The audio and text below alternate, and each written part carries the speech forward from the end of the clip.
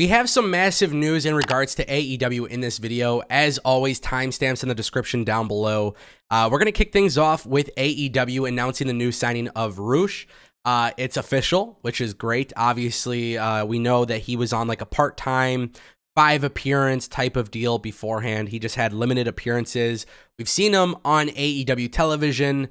And now AEW, more specifically, Tony Khan has announced that he is all elite. And this is great news for AEW. He's a hell of a talent.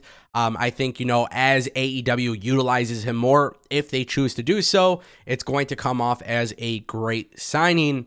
But of course, this is one of those things where, I don't like to get my hopes up, right? And it's not because I dislike or like AEW. I just think sometimes they make signings and truth be told, they just kind of stop showing up on TV, or they're not doing a lot of relevant stuff on TV. And that's kind of one of the biggest issues with AEW as a product. 2-hour Dynamite, 1-hour episode of Rampage.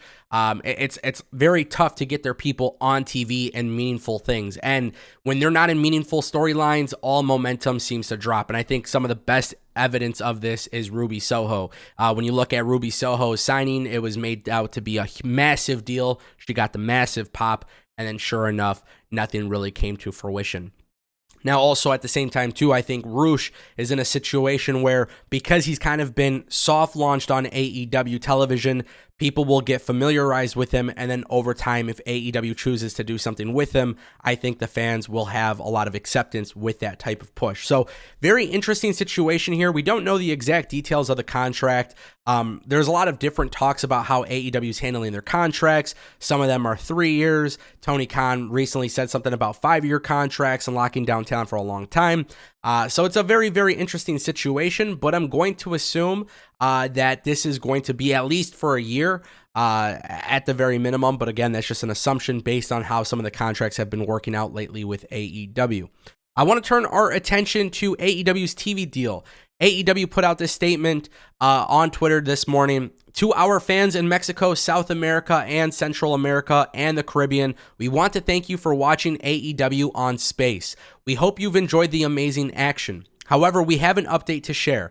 As of September 30th, AEW's content will no longer be available on Space, with the exception of Brazil. Starting October 1st, you can continue watching AEW programming on AEW Plus. AEW Plus will exclusively stream all of AEW's weekly shows, including Dynamite, Rampage, Dark Elevation, and Battle of the Belts. Now, keep in mind, AEW Plus is like that Fight TV deal that they have. Obviously, with AEW having some sort of cancellation with this TV deal internationally, I'm not really sure as to why, right? There really hasn't been much information out there. Is there a possibility that it could be lower viewership? Always, that could be a possibility. Is it a decision that's made specifically by AEW to push Fight TV and push AEW Plus? Is this a decision that's being made by Space, right? These are things that you got to kind of consider when AEW is losing a television deal, because essentially that is what is happening here. And when you look at this from the perspective of AEW and Fight TV, what is the long-term play there? Because there's a lot of people who actually utilize that service, and honestly, it seems like there's a lot of advantages to using AEW Plus. So is this something that AEW wants to push forward? Is this something that Fight TV is looking at pushing forward? For those who don't know, Fight TV is now owned by Triller, and there's just a lot of talks about Triller and their overall success and whether it's good or whether it's bad. There's a lot of, there's a lot of question marks there with Triller as a company. They've put on some of these MMA cards and these celebrity boxing events, and a lot of people are talking about the financial aspect of that type of stuff.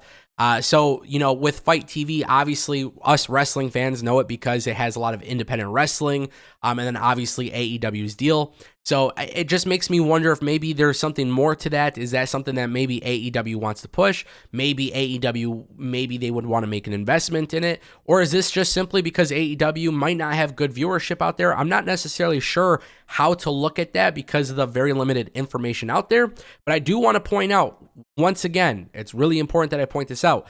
A lot of people who watch AEW on AEW Plus, when they're using the Fight TV stuff, they seem to enjoy it. and they seem to not really have complaints about it, which is a good thing. And especially when you look at America and how we have commercials and stuff like that when you're watching AEW on TBS, that's something that you don't really have to worry about. So very, very interesting stuff here. AEW's TV deal is canceled. Doesn't necessarily mean it's a bad thing. Obviously for AEW in North America, more specifically in America, Warner Media, Warner Bros. Discovery, that's the real thing that people got to pay attention to, because that could very well make or break AEW's product. I don't think this will actually have an effect on the product or the company itself. Guys, I want to talk about Andrade, and it's kind of interesting because Rush is now assigned to AEW. There's obviously been a lot of rumors about Andrade possibly wanting out of AEW, and it doesn't look like he's hiding it, right? When you look on Twitter and you look at social media, the tweets that he's liking, the Hourglass tweet, people are being critical of Andrade's booking in AEW. I have been incredibly outspoken about how I believe AEW dropped the ball with Andrade from the very beginning, which was actually very shocking to me because I felt like Andrade, he had some good runs in NXT. He had a pretty good run as US champion in WWE. When he came to AEW and the way that they presented him as a big deal, I thought for sure AEW was going to do something special with him. So, of course, I've been outspoken about it. A lot of other fans have been outspoken about it. Andrade has been reacting to the tweets. Now AEW has announced that Andrade will go one-on-one against Preston, number 10, from the Dark Order, in a mask versus career match next week on Rampage. And obviously with a lot of rumors of Andrade wanting out, there's been rumors that he requested his release. There's been rumors that maybe his contract is coming up and he doesn't have plans to re-sign it.